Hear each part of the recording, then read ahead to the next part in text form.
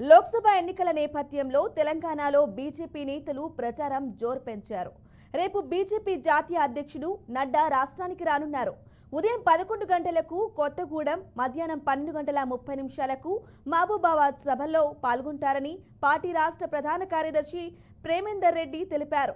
ఈ నెల 30న అల్లాదర్గ్ సభ, 3న వరంగల్, నల్గొండ, 4న మహబూబ్ నగర్, వికారాబాద్ సభల్లో ప్రధాని మోదీ పాల్గొంటారు.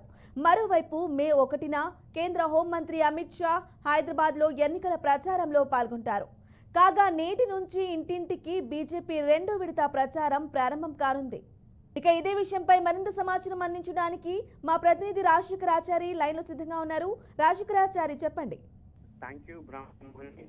లోక్సభ ఎన్నికలు దగ్గర పడుతున్న వేళ బీజేపీ తన దూకుడు పెంచింది తెలంగాణ ప్రచారంలో. దాంతో పాటు తెలంగాణలో సంబంధించిన ప్రచారానికి కేంద్రం నుంచి రాష్ట్ర సంబంధించిన మంత్రులు కావచ్చు, ముఖ్యమంత్రులు కావచ్చు, అలాగే బీజేపీ సంబంధించిన అగ్రనాయకులు కావచ్చు, వాళ్ళతో ఒక షెడ్యూల్ రూపించి ఒక్కొక్కరిగా విడుదల తెలంగాణ ప్రచారానికి షెడ్యూల్ ఖరారు చేస్తూ ఎన్నికల్లో పాల్గొనడంతో ప్లాన్ చేస్తుంది. దీనిలో భాగంగానే ఈ నెల 29 అంటే రేపు కొత్తగూడెంలో 11 అలాగే మహబూబాబాద్ లో కూడా 12:30 జేపీ నడ్డా సభలు ఉండబోతున్నాయి. తో పాటు ఈ నడ్డాతో పాటు బీజేపీ సంబంధించిన నాయకులు అలాగే కిషన్ రెడ్డి కూడా ఈ మీటింగ్ లో పాల్గొనబోతున్నారు. అలాగే 30న కూడా మోడీ కూడా టూర్ ఖరారైందని తెలుస్తుంది. దీనిలో భాగంగానే సంగారెడ్డి సంబంధించినటువంటి సిల్వర్ గతంలో కూడా మోడీ సభ ఉండబోతుంది.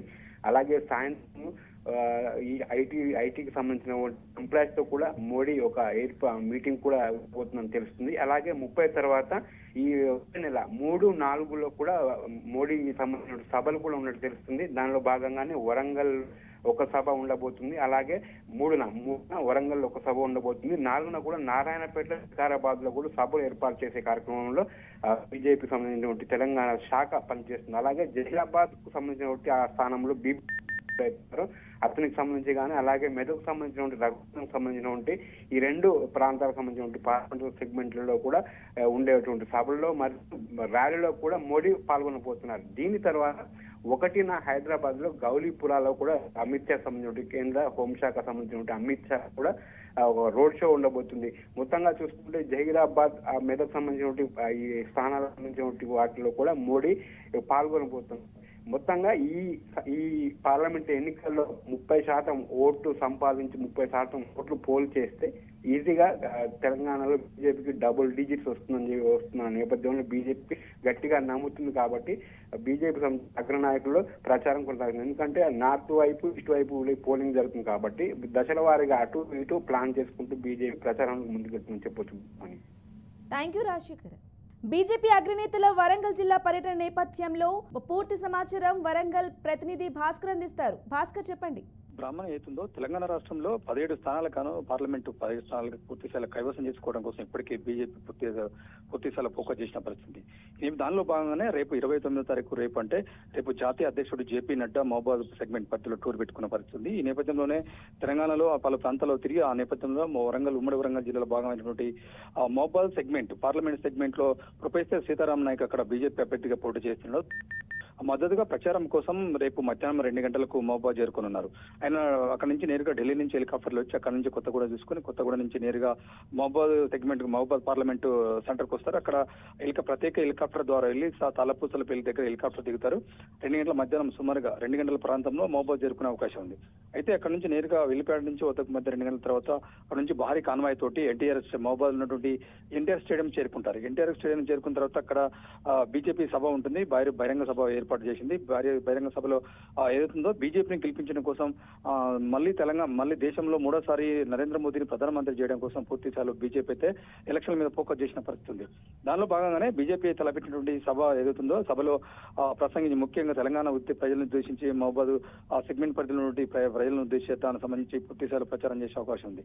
ఆ ప్రసంగంలో పూర్తి ఏదుందో 2 టర్ములు అంటే 10 సంవత్సరాలు బీజేపీ కేంద్రంలో అధికారం ఉంది. బీజేపీ కేంద్రంలో అధికారంకి వచ్చిన తర్వాత ఏమేమి ఏమేమి సంక్షేమ పథకాలు చేసింది, ఏమేమి అభివృద్ధి పనులు చేసింది. ఇటు వరంగల్ జిల్లా మొత్తానికి ఉమ్మడి వరంగల్ జిల్లా విషయానికి వస్తే ఇక్కడ కొత్త రైల్వే లైన్స్ కావచ్చు, గిరివెల్ యూనివర్సిటీ కావచ్చు, అనేక సంక్షేమ పథకాలు బీజేపీ ప్రభుత్వం తీసుకొచ్చింది. మరొకసారి ఆ దేశంలో బీజేపీకి అవకాశం వస్తే ఇంకా చాలా అభివృద్ధి చేస్తుంది. అదేవిధంగా తెలంగాణ రాష్ట్రమే కాదు, వరంగల్ జిల్లా కూడా చాలా అభివృద్ధి చేస్తుంది.